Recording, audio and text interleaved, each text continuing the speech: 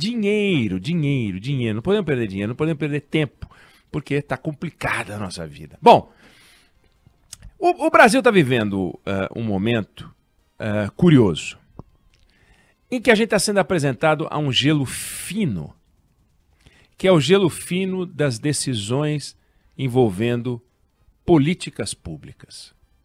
E é interessante porque até pouco tempo atrás parecia que os vasos comunicantes não se comunicavam. Parece uma bobagem o que eu estou falando, né? Talvez até seja, mas enfim, os vasos comunicantes não se comunicavam. Você podia aumentar o juro e não ia ter consequência. Parecia. As pessoas ficavam com essa impressão. Baixa o juro, sobe o juro. Aí você começou a perceber que as coisas têm consequência. Mexe no petróleo, sobe o barril, não sobe o barril. E parecia que dava para ir tocando. E eu me refiro a um aprendizado de muito e muito tempo. E aos poucos a gente vai vendo que certas coisas não podem ser feitas. E mais, certas coisas já não são feitas, o que é um tremendo de um avanço. O Brasil conheceu alguns choques muito importantes na sua economia. Eu vou falar o choque do petróleo. Primeiro choque do petróleo, no início da década de 70, o preço do barril quadruplicou. Imagina um negócio desse, Fábio. O preço do barril sai de 1 para 4. Quadruplica. Não eram esses os números, mas quadruplicou de uma hora para outra. Como é que você faz? Importando 70% do seu petróleo, um grau de endividamento da economia brasileira alto, déficit na balança comercial e você toma um choque, o petróleo quadruplica de valor. Você desferrou, ferrou. Foi importante como aprendizado porque a gente começou a trabalhar o pró-álcool, que é uma coisa incrível. Você pega os números, Fábio, os números são impressionantes. A gente aumentou a nossa produção de álcool, eu até anotei aqui, em bilhões de litros, mas a gente saiu assim de 600 milhões de litros para 35 bilhões de litros. Olha que coisa fantástica, né? Foi o pró-álcool.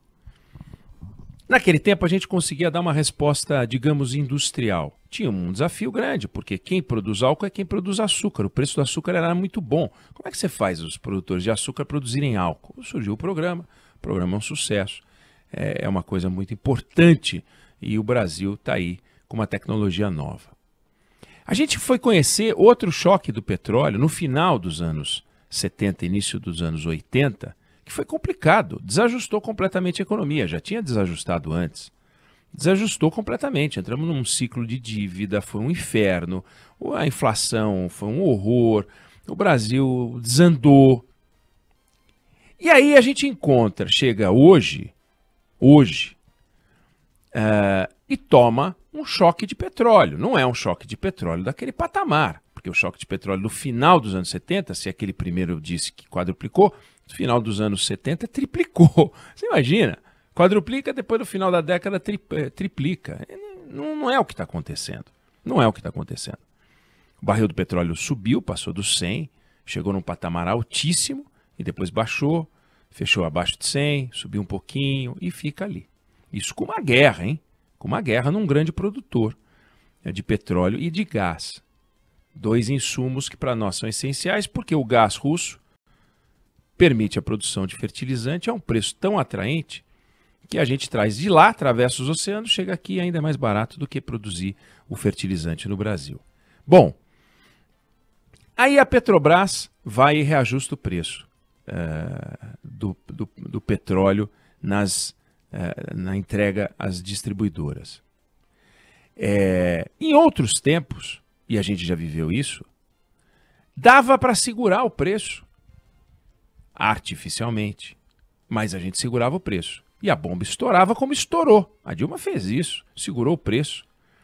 E a bomba estourou no colo do brasileiro, do consumidor, do contribuinte, nós, das pessoas que vivem aqui. E nós pagamos essa conta. Estamos pagando até hoje essa conta.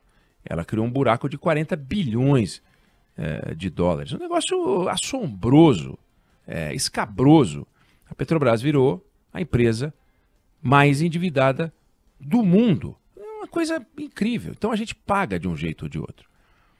Aí a gente Agora, por responsabilidade, porque tem legislação, e a legislação é muito importante, tem uma lei de responsabilidade das estatais, não importa quem o presidente da República nomeie, e ele, quando sentar lá, e todos os conselheiros do Conselho de Administração respondem com os seus bens se produzirem uma irresponsabilidade, ou seja, se começarem a vender o produto mais barato do que o preço que eles compram ou do que o preço que podem vender lá fora. Simples assim. Basta essa lei e você tem a lei das SAs, e você tem a CVM controlando, e você tem a SEC americana controlando, que é a CVM americana, porque a gente tem as ADRs, né, que são as ações, entre aspas, da Petrobras, cotadas em Nova York, e você tem, enfim, um arcabouço todo para impedir a aventura. Então você tirou do governo um poder, digamos assim, de fazer uma política pública com o petróleo. Com o petróleo. Não pode fazer mais.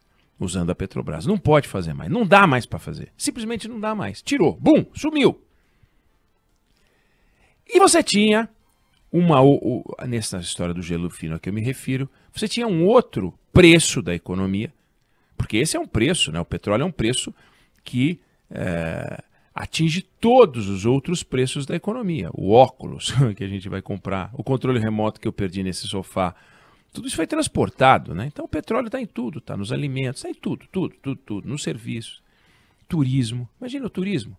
O que as empresas aéreas vão fazer com esse novo preço de combustível? Vão reduzir voo. Então, se vai reduzir voo, vai ficar mais caro voar. Daqui a pouco viajar São Paulo para Brasília, Rio para Brasília, vai ser um preço quase proibitivo e vai ser um inferno. Bom, mas esse preço público, a gente descobriu que não é mais público. Não é mais público. Petróleo é um preço econômico, é um preço de mercado. O outro preço é o preço do dinheiro, é a taxa de juros, que aliás, hoje, né, é dia de taxa de juros, né, Fábio? É dia de taxa de juros, dia de Selic. Antigamente, a Selic, não chamava Selic, mas a taxa de juros que o Banco Central escolhia, podia mudar, o presidente do Banco Central não tinha autonomia, o presidente do Banco Central podia responder ao presidente da República, dava para fazer um acordo com o ministro da Economia, enfim, dava. Hoje, com autonomia e a responsabilidade do Banco Central, o Banco Central tem uma tarefa que é administrar e calibrar a taxa de juros para manter a inflação no centro da meta, enfim, tem os indicadores que o Banco Central domina. Então, esse também deixou de ser, digamos, um preço, um item que pode permitir uma política pública. E você vai tirando, assim, instrumentos do governo de acesso a preços da economia que ele jamais deveria, de fato, manipular, mas que no passado manipulava. Então a gente tem um avanço institucional muito grande. O governo não manda no preço do petróleo e o governo não manda na taxa de juros. Não manda na taxa de juros. Quem manda na taxa de juros são os executivos do Banco Central, que podem acertar, podem errar. Eles têm que projetar a taxa de juros com base nas informações e projeções, algumas que eles não detêm. Como é que vai ser o custo da guerra? Não sei. Então a taxa de incerteza, depois quando sai o juro lá na frente, aí vira tudo técnico de futebol, olhando para trás. Agora, quando o Brasil estava cantando o hino ao lado da Alemanha, Fábio, na Copa do Mundo no Brasil, você, que entende de futebol, achava que ia terminar 7-1 aquele placar? Imagina se a taxa de juros fosse ter que ser decidida na hora em que a gente estava cantando o hino, né? E fosse assim, quanto é que vai ser o placar? Ninguém ia falar 7-1. Se alguém falasse 7-1, você ia falar, você é mau brasileiro, vai para Cuba, vai para Venezuela, sei lá o que você vai fazer. Então, deixou de ser um preço que pode ser manipulado, manuseado e tal. O que não tira do governo a responsabilidade de ter que arcar com as consequências da taxa de juros e com as consequências do preço do petróleo. E a responsabilidade do governo aumentou muito, portanto. ele perdeu o direito de fazer brincadeira com o dinheiro dos outros, que é o nosso dinheiro, e passou a ter que tratar das coisas com muita responsabilidade. Então, o habitante mais importante de Brasília, que é o presidente da República, que ocupa a sala mais importante de Brasília, no Palácio do Planalto, ele olha para a Rua Chile, no Rio de Janeiro, onde que é a sede da Petrobras, e olha para o prédio preto, envidraçado do Banco Central, e diz: eu não mando nesses caras, eu não posso fazer nada, o que eu faço agora? Então chama o Paulo Guedes, e aí o que a gente faz? E aí começa a discutir como é que a gente lida com isso. Lembrando que quando você podia fazer uma política populista com o preço do petróleo, você segurava o preço do petróleo para o taxista, né? Para o motorista de aplicativo, para o caminhoneiro, mas também segurava para o dono de barco bacana, para o dono de helicóptero, né? Para o dono de carro de luxo, segurava o preço para todo mundo. Então, aquilo que você fazia para o pobre, você fazia para o rico. Então, agora, você tem uma oportunidade de discutir de forma madura, daqui para frente, como é que a gente faz política pública, a exemplo do auxílio emergencial, a exemplo do Bolsa Família, a exemplo dos programas habitacionais, como é que a gente lida com uma política pública que proteja os mais pobres, defenda quem mais precisa e deixe o resto da sociedade enfrentar as regras de mercado. A gasolina está 8, 9, 10, vai estar 8, 9, 10 para quem pode pagar 8, 9, 10, para quem não pode pagar 8, 9, 10 e precisa, como é o caso do caminhoneiro, como é o caso do taxista, como é o caso do motorista de aplicativo, desenvolva uma política pública para isso. Com que dinheiro? Com os dividendos da Petrobras, com os impostos, como queira, mas é no âmbito do governo e não dentro da Petrobras. É no âmbito do governo e não dentro da taxa de juros. Segura a taxa de juros para a gente manter a atividade econômica em crescimento acelerado. Não dá para fazer isso. Não dá para fazer isso quando a inflação vai subir em função do aumento do preço da gasolina. Então, há um amadurecimento forçado dos governantes que podem falar o que quiser. O presidente da República falou em desapontamento com a Petrobras, falou que a Petrobras não teve sensibilidade. O presidente do Senado, que eu admiro, um político de qualidade, dizendo e cobrando a função social da Petrobras. A função social da Petrobras é dar lucro para o acionista. E o acionista, no caso, o principal acionista da Petrobras, que é o governo, tem 29% do capital, o BNDES Par tem 7%, o BNDES tem 1%. Pega esse dinheiro de dividendos e devolve para a sociedade. Agora, não pode punir o acionista da Petrobras, ele sabe, é advogado, bem formado, em nome de um discurso populista. Não pode.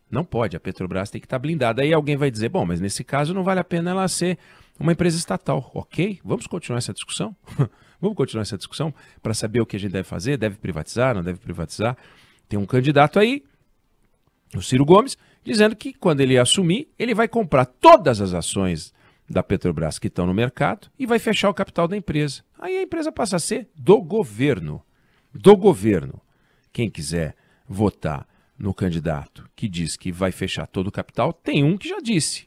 Quem achar que as regras devem ser feitas numa outra linha, tem também candidato para isso. Então essa discussão tem que ser amadurecida nessa campanha.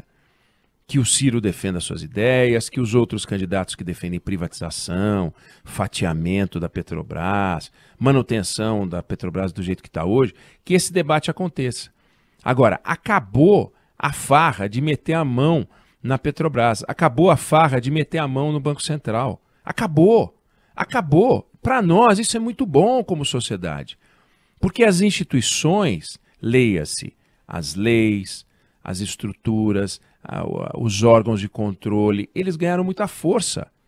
Chegamos num ponto ideal? Não chegamos num ponto ideal, mas a gente chegou num ponto provavelmente de não retorno. Provavelmente de não retorno. Há muito o que fazer nesse campo, o Brasil tem muito a avançar, não há dúvida disso, mas só de ver que o presidente da Petrobras não tem que falar sim, senhor, não, senhor, para o presidente da República, e sim para um conjunto de leis, entre as quais a lei de responsabilidade das estatais, que bota os caras com os bens indisponíveis, e todas as regras, aquilo é assim que tem que ser.